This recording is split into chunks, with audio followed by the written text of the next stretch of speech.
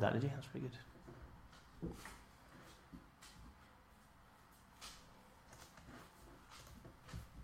Hey everybody, welcome to episode 25 Part 2 of the Big Idea Podcast. Again, our second episode 25 in as many weeks. We're in the second week, isn't it? Yes. Yeah, we had a little bit of technical issues with episode 25 last week. Yeah, a little bit of... The first 7 minutes were exciting, though. Oh, they were exciting, they were extraordinary, they were extraterrestrial. They were really good. Not as good as the following 18 or 19 minutes were. They were just something special, weren't they? We were on fire. I think that's probably the best episode we've ever done. Too special for you guys, so we decided to cut it out. Yeah, we decided to break the technology, and yeah, literally audio version didn't work, version didn't work. So here we are. So rather than going over the same topics again, we've decided to break with tradition and just abandon that episode, as it'll be one of those lost episodes that, you know, if you were there and you were watching it live on Facebook for those 7 minutes that the Facebook Live video worked, you know how good that was. For the rest of you, you'll never know. So should we get on with episode 25.2? We shall, John. Cool, okay. So you want to talk goal setting today, don't you? I do. I want to elaborate a little bit on the goal setting. I know we've had a 90 days success kind of video right at the very beginning of our series of videos and podcasts, but I thought we'd delve a little bit deeper into what it really means, because some of the private clients that we're working with, we kind of don't quite grasp the idea of what they need to kind of do as a goal, and then kind of how to move forward with their business. Okay, so what's the common things that they're doing wrong? I think the cheating, some of the goal setting is kind of their to-do list. So they've got a nice long to-do list of things they want to do, and actually on my go today is to complete that one on the to-do list, or to empty my to-do list, or to the zero inbox kind of thing, and all of the normal business malpractices, I would call them, which stem your creative flow to be an entrepreneur and make your business drive forward faster, because you're too busy doing those things that are on your to-do list. So what, they're picking off easy things, or just literally setting a goal to do what they would be doing anyway? Exactly that one, yeah. Right. So I'm busy today, I know what I've got to do. I've got to answer some emails. I've got to answer some emails, I've got to send some invoices out, I've got to got to make these things for the customer, I've got to, just the doing of the business, really, rather than setting time aside to move that business forward, in terms of moving the business forward, basically. Yeah, because we always say, with the goals, it is that, what's the kind of the one thing, we always talk about the one thing that will move your business forward, that will actually propel it in the direction you want to take it, and the goal setting is the sat-nav that gets you there, isn't it? It is, yeah, and we kind of moved away from just the one thing to the right one thing to be doing as well, because it's all very well and easy to picking the wrong one thing to be doing, because that's usually the easiest thing, or that's the thing you know the most about, or that's the thing you think's an easy win, that's the low-hanging fruit. And it doesn't really move your business anywhere forward. So, so that's the kind of thing we like to think about. It's kind of the right thing, and how do we find out that right thing? That's the difficult part, really. For lots of our private clients are finding that same thing. Is actually, what is that right thing? Here's my long list of things I want to do. I want to create a store. I want to do some videos. I want to do this. I want to do that. I want to do the other thing. All these things can move my business forward with the right marketing and the extra workload that kind of goes with each one of those new shiny things, if you like. But which one of those is the right one to do now, or next week, or this month, this quarter, or whatever? Yeah. No, I always think it's in terms of the what's the lead domino, the one that's going to beat everything else, one that's going to make everything else easier, or means that you haven't got to do everything else. You know, there's always going to be one item on the list that is the priority. It's for a lot of people, it is difficult to discern of the list of 45 things they could be doing, well, what actually is the most important one. Because I know, I think of several of our clients that will sit there and go, well, that one's important, oh, that's really important. Yeah, no, they're all important. It's like, yeah, they may all be important, but one is importanter than the others. Or more important. Or the most important. Yeah, exactly, because one of them is going to actually make such a difference to your business, to your life, that you could do this one over here, and that's important, and that will make a difference to your business. But what's the apply the 80-20 principles? What is the 20% that does the 80% of the work? What's the lever that opens all the doors? And there's always one thing that is, if I do that, that makes the biggest difference. What gives you the biggest bang for your buck? Well, we talked about kind of the one things that people should be working on and things like that, and I kind of said actually there's quite a few of our private clients have gone and put their planning in that one stage, that one thing that they do. The most important thing, the thing to do today is to get their planning done. That may be a business plan, that may be something else. And I kind of say, well, actually, that's maybe not the most important thing because that may not drive the business forward. And then, on the other hand, it could be important. So a business plan could be important if actually you're looking to get an investor or somebody, or sell your business idea onto somebody else, or to go to the bank, or however that may be. And the business plan may be the one thing, but for most, it's kind of actually, well, what do I want to do with my business, as opposed to it's kind of a bit of a procrastination. I always think it's one of those things. Actually, it's nice to do, but it actually isn't anywhere. Isn't important at all, and it certainly isn't the most important thing to do. I think one important caveat to that is kind of the destination, where you kind of really want to be with your business, and sitting down and actually working out with clarity the destination that you want to be and how and where. And once you've kind of got that, you can then work it out. And I know we've talked about roadmaps before, and kind of and travelling to Aberdeen, and there's one road that takes us to Aberdeen, and we're here in Plymouth, so we follow that one road and we'll end up there somehow. There's something, but if you don't know that you actually want to go to Aberdeen and you just end up on a mystery tour, you don't know where that kind of ends up, do you really? And you don't know whether your destination is where you're going to do. So I know, with a couple of our private clients which we work a little bit more with, we do have, they do have that clarity of kind of where they want to go. They want to be, their very long term is their kind of the pension kind of thing, and their 1 year plan really is how to kind of get there, and then they can break that down then further into which steps will actually get them to do what is, even to the nth degree, if you like, where actually I need to have 5 more clients each day or 5 more clients each week. They all earn me this much money. This multiplies out, and over a period of a month I'm going to be able to pay off on overdraft, or I'm going to be able to do this, or whatever it is, to be able to get to their end goal, if you like. Okay, I'm just going to pause the audio there. Guys, Can you hear us all right? Can you see us all right? Rob, can you just check that's all right? I've got a comment from Bruce saying it's borked again, so I'm thinking it's working. Is it? Cool. Yeah. Can we get some hellos, some waves, some likes, whatever, just so we know. Don't want to be talking to ourselves for another 25 minutes, do we? Not really. Stuttery. Mark says you can hear it here. Cool. Cool, we're on, right, that's right, we'll go back. See, I think, I agree to a point, but I think for some people, getting that clarity of what is the purpose, where are they heading, is the most important thing. Because I think so many people are just used to getting on the treadmill, getting in the hamster wheel, and just plodding on and just going forward and doing what's in front of them. And for those people, actually, taking half a day to sit down and plan, well, what do I want out of the next 5 years? What do I, then reverse engineer that? What do I have to do in 12 months to be on track for that 5 years? And then, how do I work that backwards? What's my 90-day goal? Where do I want to be in 90 days? Where do I want to be a month from now? Where do I want to be a week from now?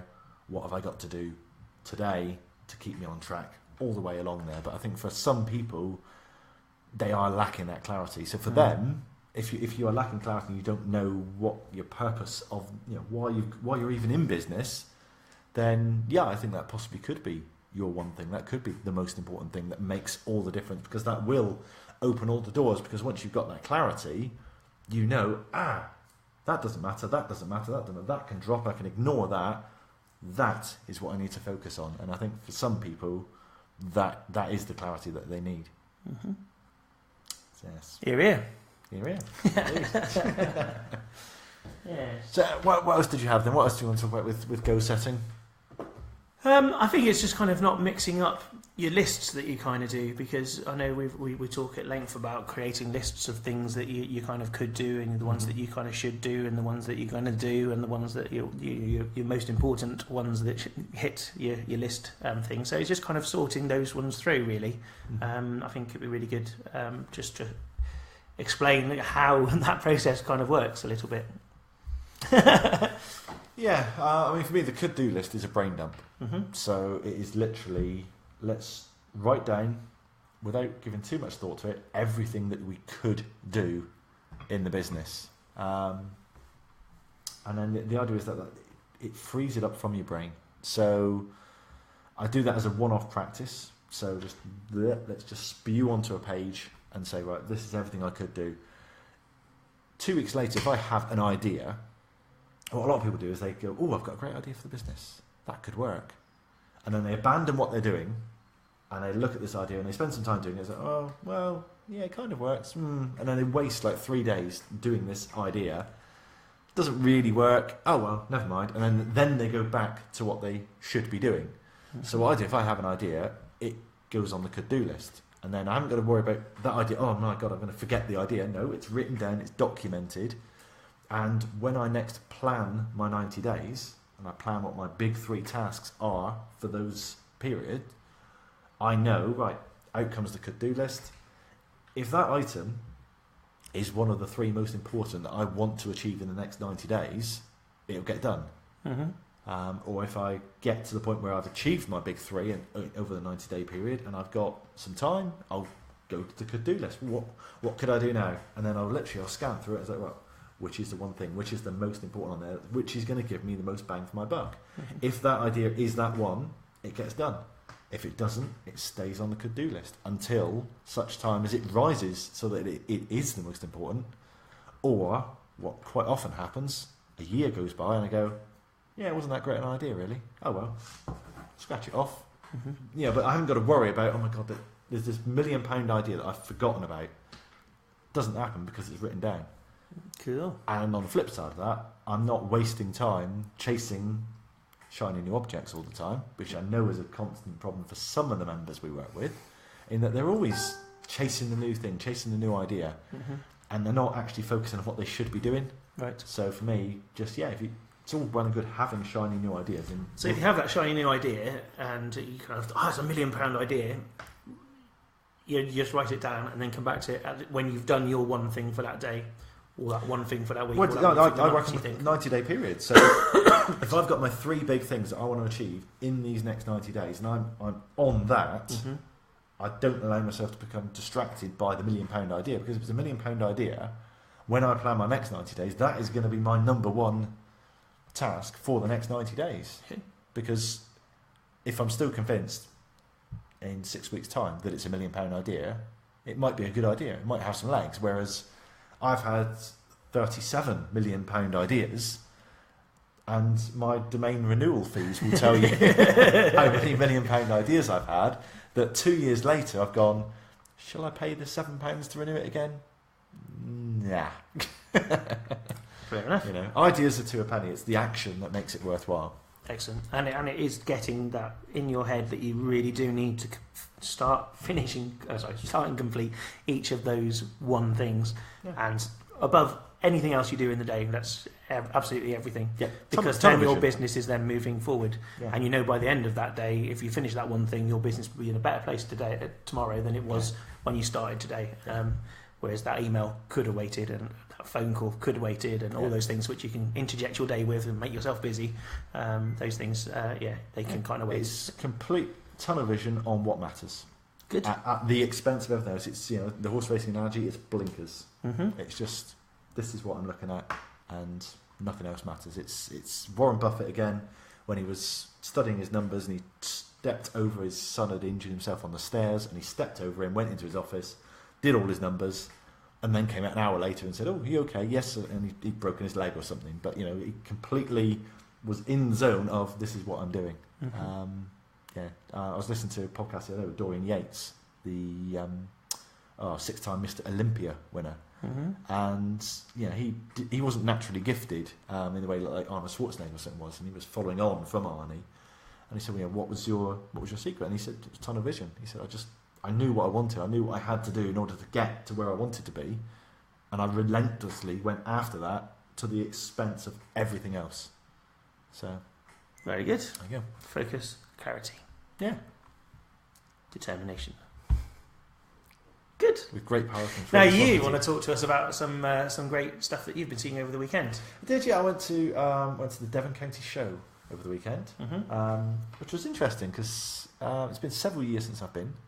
It was slightly less muddy than last time I went, but I was there with a little bit of a critical eye as to what various traders, stallholders, salesmen were doing there. So our county shows are basically great big trade fairs, really, for consumers as well. As we read, big trade fair, but it's open to the public to go in and to buy things as well. So the country fairs or the county fairs have got lots of things to do with farming, lots to do with agriculture, and lots of those kind of things, isn't it? Yeah, I didn't buy a tractor this time. You but didn't there buy were a some tractor, lovely so- John Deere's there. So you could have bought a tractor, or you could have bought some candy floss. There's absolutely everything there, and there's a great big fairground and stuff like that for that Devon County Fair. Yeah, it is basically. So, yeah. So do you want to start with a good one or a bad one? Let's have... I've got two of each, actually. Yeah. Have you? Yeah, two of each. Okay, let's do bad. Let's do a bad one. All right, so the bad one. Let's start with the bad one then. So, picture this. It's a stall selling Crocs. The shoes. Fashionable footwear. Fashionable footwear. Almost said that with a straight face. Lightweight, fashionable footwear. It is. So, yeah, the kids love Crocs. So every time we go in there, it's like, oh, I want the little badges that go on them and things like this. And it's a simple thing because it's quite an appealing stall. They've got this little Croc man outside, all bringing the kids, all bright colours, brilliantly. And then they've got a sign on here which says, as I open it up on my phone. God, I took a lot of photos. If you're on Facebook, guys, you're going to see this now. If you're listening to this via iTunes, then get yourself into our Facebook group, which was bigidea.co.uk/Facebook. So there's a cartoon image of a dog urinating on a lamppost. And it says, if your dog pees on the Crocs, you have purchased those Crocs. And there's two of these signs. You can't walk into the store without these signs almost hitting you at head height. And you think, as far as dressing the store goes, you've given so much thought to the colours and you get this man. Let's make it really appealing. And then what you said is, if you've got a dog, you're not really welcome here, because what I'm guessing happened is there was one incident once when a dog weed on some Crocs, which I thought these things were kind of hard wearing anyway, and that you could probably sterilise them, you could probably boil them, and it would be absolutely fine. But the store owner clearly had one issue, one time, with a dog, and as a result, he's put signs up everywhere, don't bring your dog in here, and if you do bring your dog in, and it wheezes on my Crocs, you're paying for it. Welcome. Come on in. Way to create an atmosphere that people actually feel they want to come into your stall. One of the hardest things, I'm going to have like two bad ones in a row now, but one of the hardest things is getting people into your stall. And the amount of people I saw that just had, on the outside, saw what their business did, and then they would sit about 3 feet inside their stall, behind a desk, with their arms folded, just sitting there, waiting for people to think, oh, there's a wealth management company. Shall we go and talk to the wealth management guy that sat behind the desk there? Didn't happen. So, let's have a good one, shall we? Yep. Free eggs. At least they did it in a comedy way, though, with a comic They picture. did, and they were trying. So they tried to they were trying to make it friendly, but what sells Crocs Messages. better than a picture of a urinating dog? So, come on, free eggs. Yep. Okay, so this is a butcher's who are. You spot their stall, very bright colours, very appealing, very rustic feel to it. Signs everywhere, all over their stall, free eggs. And they've got 3 members of staff manning. Oh, no, they've got members of staff behind the stall, but they've got 3 members of staff outside of their stall, egg boxes. Ooh, what's that all about then? So I walk up. Excuse me, can you tell me about the free eggs? Now, this is the first thing they've done wrong, is I've had to go and ask them, what's these things about free eggs? Oh, yes, sir. Would you like half a dozen free eggs? Yes, I would. Oh yeah, here you go, says. She hands me this postcard. Fill in your details. You can win a holiday to one of the local caravan parks, and here's a free thing of eggs. Brilliant. So it was lead capture. They were capturing leads from everyone that was in the food tent. Well, they would have done if they'd actually asked them, would you like some free eggs? So they partnered up with the local caravan park. So obviously the local caravan park want the data of, we want to sell people the caravans, we want to sell them the holidays, but also the butchers have now got a list of people in the local area who they can say, oh, we offer egg delivery service to. You've tried our eggs, would you like to have them again? Brilliant. So it's a simple way, because most people, what they're trying to do at the show is to try and sell. Now these butchers were selling. They were selling meat. During lunchtime, they were flipping burgers, and they were selling cheeseburgers and hot dogs and everything like that. But they weren't what most people were doing. And there was a cheese stall there doing roaring trade all the time we were there. Nice big free samples of cheese. Oh, that's very nice. Yeah, I'll take a block of cheese. Thank you very much. They are never going to see us again. The butchers, on the other hand, they've taken our data, they've captured the data, and they can now follow up with that if they choose to. It's now Monday, and I haven't heard from them yet, so I'm guessing they're working their way through it. But at the very least, I should go onto a mailing list whereby the butchers will email me when they've got an offer on, when they've got a barbecue special out. I just thought that was really, really good, because you don't often see people thinking about lead capture, particularly food retailers. Food retailers are just so... they're forever trying to sell you one product. And then next year they'll pay for that stall again to try and sell me the same product again, when actually they could have had a year's worth of business out of me if all they've got to do is follow up with me. Right. We do have a few food retailers in our group, so that's a good bit of advice for them. Well, particularly if you're doing markets. Markets are the kind of where I'm sort of thinking about with this is actually, I talk about this in the book that I'm writing at the moment. It's like, I've been to the market where the guy's selling you a dozen eggs.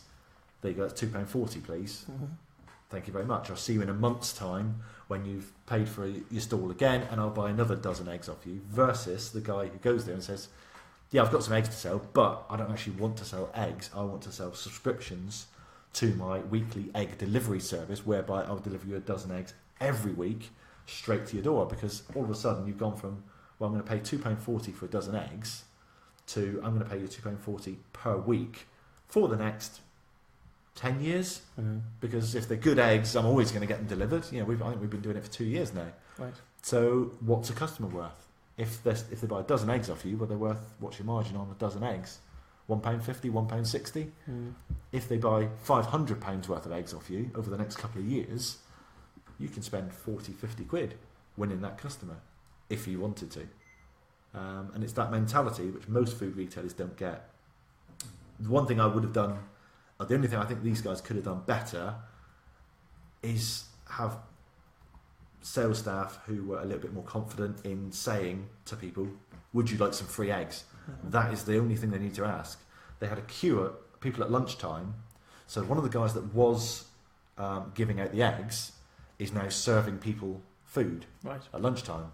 But there's a queue of people here now, all stood there waiting to get their burgers, none of whom were offered eggs. And filling a free thing. And none of whom were offered the chance to win a holiday. Right. Do you know you go to London, you've got the guy who stands on Regent Street with the golf sale sign. Yes. Quite great.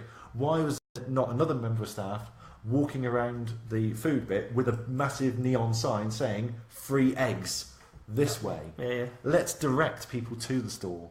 At the moment, they've got lead capture, that's great, but they're entirely reliant on people looking up to the sign, going over to the store, and then asking member staff, what's this about, your sign says up there about free eggs? Right, yeah. Whereas actually, they can make their entire footfall all about the free eggs, because people go to the store for the free eggs. Yeah. Whilst they're there, actually, should we get a joint of meat for tonight? Yeah. Shall we get a burger? Shall we get some more eggs, But yeah. So we've done... Should we do another bad one now? That was a good one. That was a good one. That was a good one. We'll do a bad one. Okay. We'll do a bad one. So... End on a high. We talked a little while ago, might have been last week, a week before, about the customer value journey. About there being a natural progression from a customer not knowing about you, not knowing who you are, to engaging with you, to opting in to receive some information, and then they're making a transaction of either time or money, and then you kind of nurture them, upsell, engage them, etc. The biggest thing I saw was people going straight in for the sale, and the worst one of this was a guy who was selling some kind of loft insulation. Right. So I'm trying my best to walk past him and not make eye contact with this guy, and he asked the question, have you got an old home? So I said, no, it's not really old, it's sort of 70s. All right, come on in. Whoa, whoa, whoa. And before you know it, he's giving me the hard sell about how his product was on Tomorrow's World. When was the last time Tomorrow's World was on the TV? Okay. Because, you know, it is obviously this futuristic product, and it comes with, it's got a 10-year guarantee, it's got this...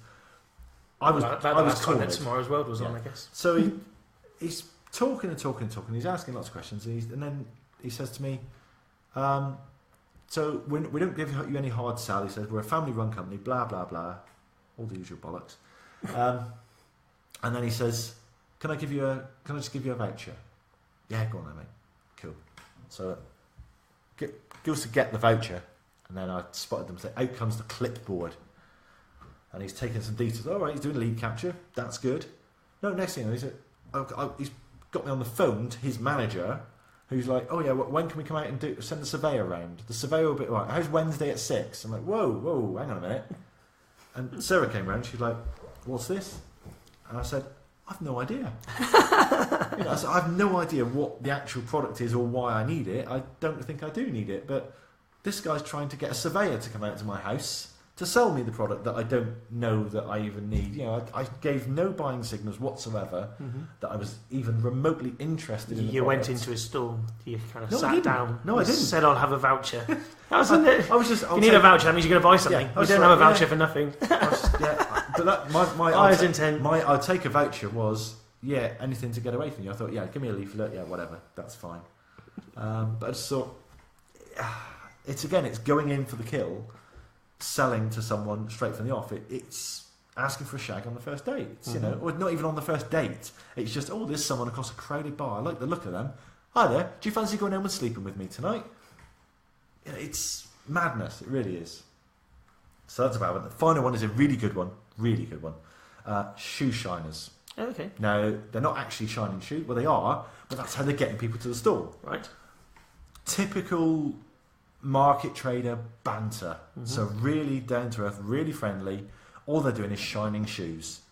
And of course, they're using their product to shine the shoes with. It's really simple stuff. Shines all different ones.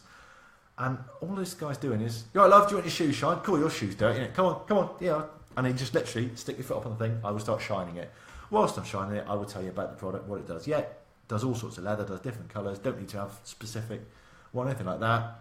There you go, do your shoe, madam. And it's just watching people go past. Yeah, come on in, love, because everyone's watching other people having their shoes shined. This store is amazingly busy. And all he's doing is going from that stage of, I don't know who you are, to, I'm interested. I'm engaging with you.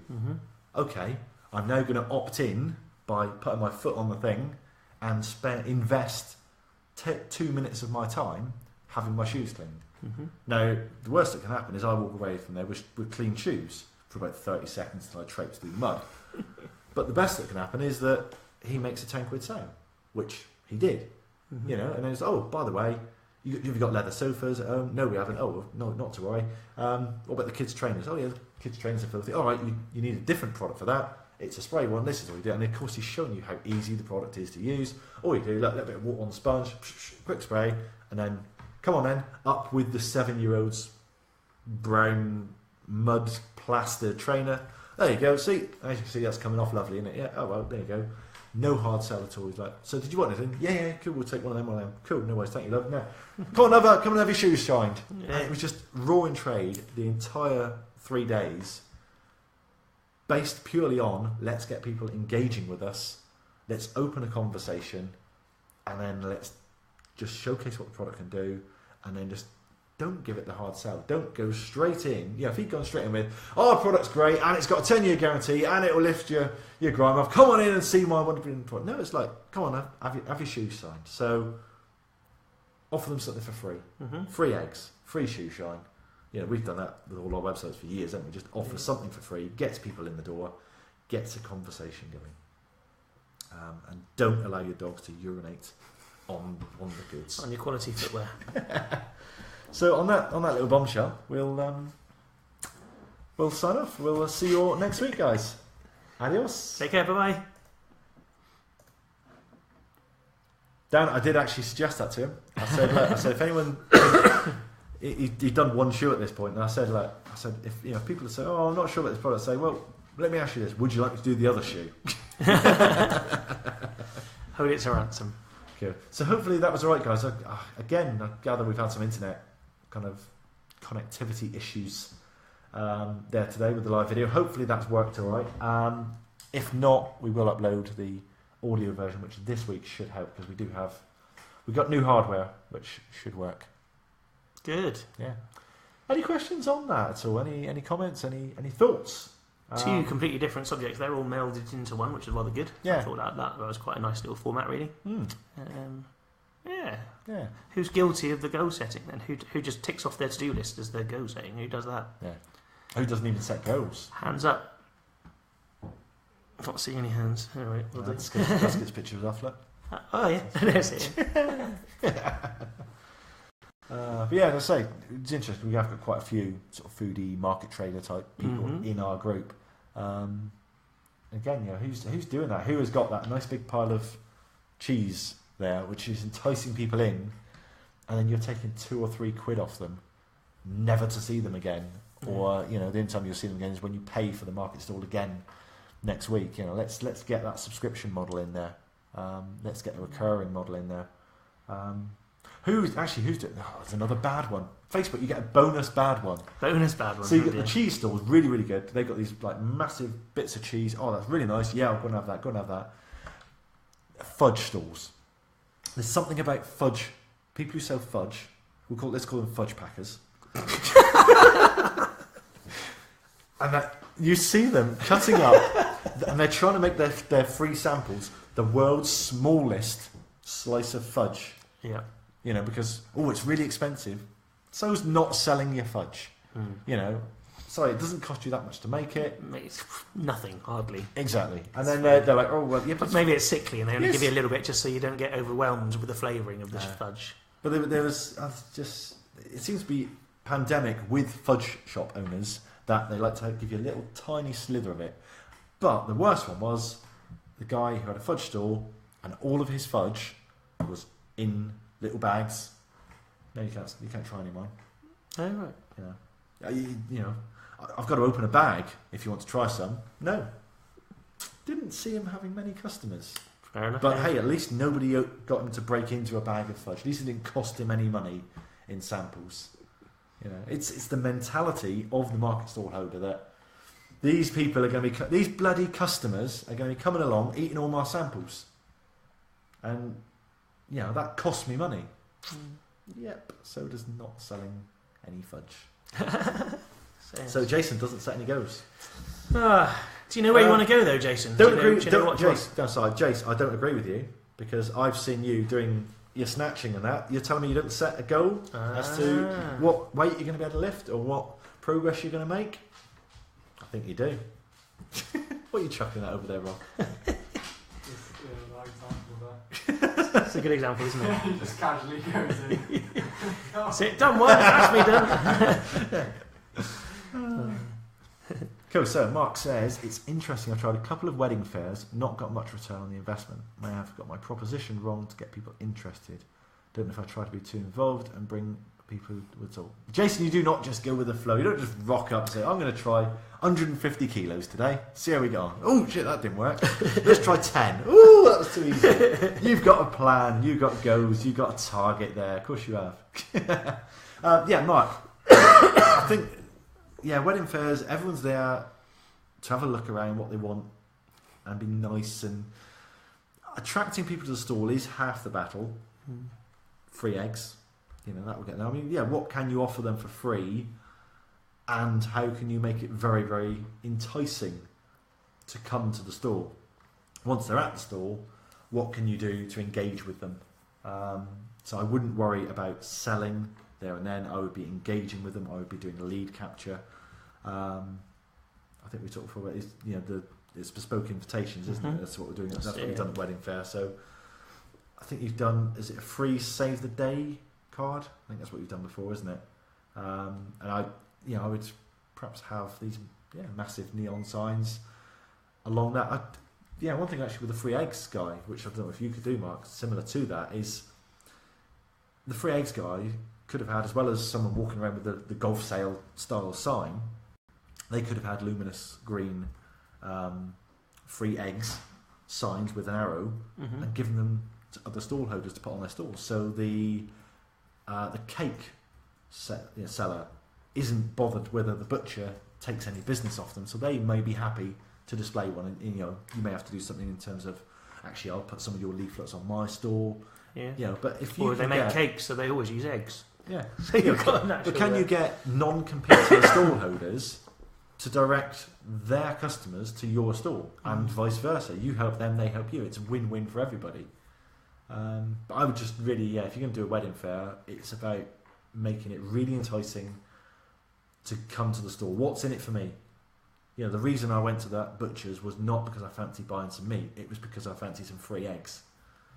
And I thought, did you get any meat? That's interesting. I bought a burger. You did? That was it. It's a very nice burger, actually. Yeah. But it should be, 'cause it's a proper butcher's burger, you see. Yeah. Free save the dates, bring the people in at the start of the wedding journey. Yeah. So, was your stall set up as, this is the company name, this is what we do, this is what we sell, these are the benefits, or was it free save the date cards? Get your free save the date here. Hi guys, everyone who walked past. Hi guys, have you got your free save the date? Oh, I got another bad one. They were Finish more, this one? They were more bad than Finish good. this one?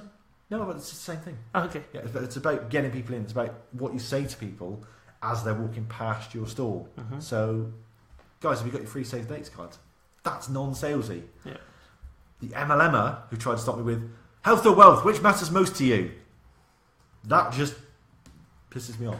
That just repels me. That's just like, screw you. So they got ignored. They got the hand.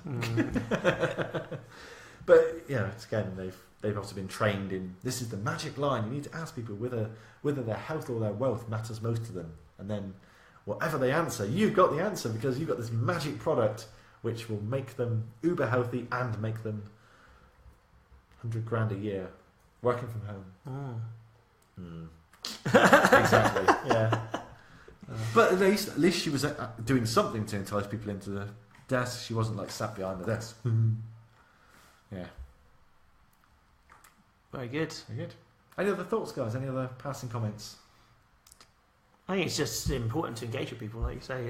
That is it. You can walk around any kind of fair, any kind of school fete, even, or anything at all, and you can see those stalls which are going to be attracted to, and people are going to go to. It's the person behind them, because if they're getting you, come on, then roll up, even down to that sort of side of it. Yeah. Actually, what are they doing? Well, have a look and see what they're doing. What the shoe shine guys were doing was the kind of fairground banter, really. It was right, come on, ladies, come on, get that in. Oh, yeah, that's a bit shit, isn't it?